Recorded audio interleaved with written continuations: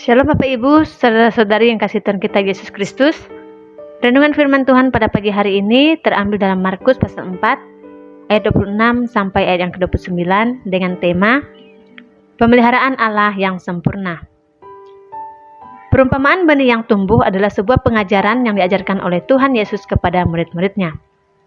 Perumpamaan adalah susunan kata-kata indah, ringkas dan kemas, serta memiliki maksud yang tersirat.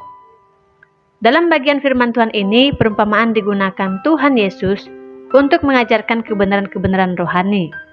Dalam ayat 26-27, lalu kata Yesus, beginilah hal kerajaan Allah itu, seumpama orang yang menaburkan benih di tanah, lalu pada malam hari ia tidur, dan pada siang hari ia bangun, dan benih itu mengeluarkan tunas, dan tunas itu makin tinggi, bagaimana terjadinya tidak diketahui orang itu. Saudara yang terkasih dalam Tuhan, perumpamaan ini menceritakan pekerjaan seorang petani yang menaburkan benih di lahannya. Setelah menaburkan benih, maka selesailah tugasnya. Ia mengisi hidupnya dengan tidur dan bangun, baik malam maupun siang, sedangkan benih terus bertunas dan bertumbuh. Ia tidak tahu bagaimana hal itu bisa terjadi. Melalui renungan firman Tuhan ini, kita akan belajar dua hal. Pertama, hidup adalah sebuah proses, ayat 26-27. Berbicara tentang proses, tentu saja setiap benih yang ditabur pertumbuhannya secara bertahap dan tidak secara instan. Proses pertumbuhan yaitu berakar, bertunas, bertumbuh, dan makin lama makin besar, mengeluarkan tangkai, berbuah, dan siap dituai. Demikian halnya juga dengan kerohanian kita. Firman Tuhan yang kita dengar mungkin tidak langsung kita pahami dengan baik karena kemampuan kita yang terbatas. Namun dalam proses tersebut, Tuhan turut bekerja memelihara benih firman di hati kita agar setiap kita semakin hari semakin bertumbuh besar dan menghasilkan buah yang matang. Itulah pemeliharaan Allah yang sempurna dalam hidup kita, bahwa Ia turut bekerja dengan cara yang tidak kita duga. Kita cukup melakukan apa yang menjadi bagian kita, yaitu membuka hati untuk menerima firman yang kita dengar agar bertumbuh dengan baik di hidup kita. Selebihnya, Tuhan yang mengerjakan, karena melalui proses itu kita dididik, dilatih bertekun dan bersabar, sehingga hidup kita disempurnakan oleh Tuhan. Yang kedua, hidup menghasilkan buah yang matang. Ayat 28-29.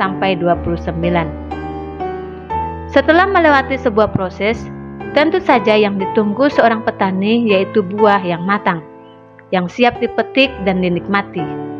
Yakobus pasal 1 ayat 4, dan biarkanlah ketekunan itu menghasilkan buah yang matang, supaya kamu menjadi sempurna dan utuh dan tak kekurangan suatu apapun.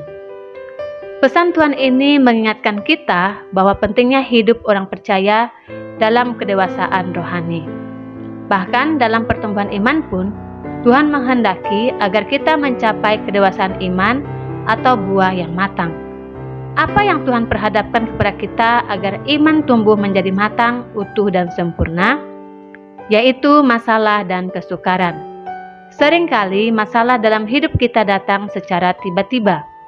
Tentu saja masalah Tuhan izinkan terjadi bukan karena Ia meninggalkan hidup kita, melainkan Tuhan ingin menyatakan bagaimana Ia memelihara hidup kita dengan sempurna. Iman kita hanya dapat mencapai kedewasaan penuh apabila diperhadapkan dengan kesulitan dan tantangan. Hal ini kita alami dapat menjadi tanda bahwa Tuhan mengakui komitmen kita untuk setia kepadanya. Saudara yang terkasih dalam Tuhan, sebagai orang percaya, marilah kita melakukan apa yang menjadi bagian kita. Kita perlu belajar untuk hidup melalui sebuah proses dengan bertekun dan bersabar.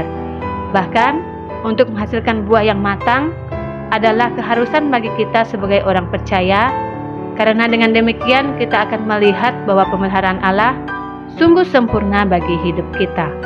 Selamat beraktivitas, Tuhan Yesus memberkati.